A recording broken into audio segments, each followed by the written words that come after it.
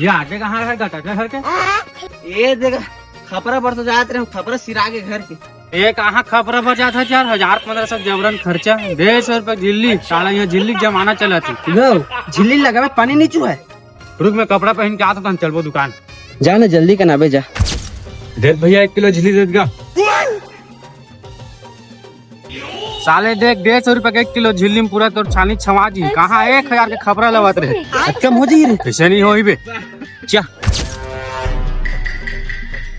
अम्मा का खपरा डालबो 1-2 हजार जबरन सिराही, तेकर से 150 रुपए झिल्ली डालबो ताहनी चुचवा पानी। ए तोर दिमाग न है देवेन, तोर संगवारी दिमाग हरे फकचटिया के। ए पिए खाए चक्कर में तोन पैसा बचावर हरे और चूही ता। अरे नहीं चूचवा ना भौजी। और चुचवाही पानी दा सोच लहा मैं देखा था। हां ए देख सारे 150 झिल्ली में पूरा हो गए। कहाँ 1000-1500 खपरा खर्चा करत रही।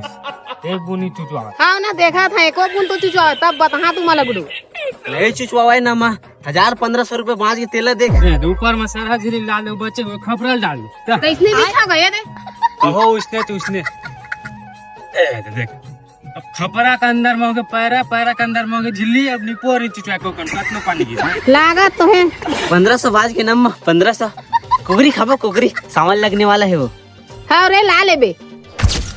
आगे तो मेरा बड़ पानी गिरत कैसना है, अभी चे बना के उतरे हंदे में ला। हे दादा आगे चे उतरे छे।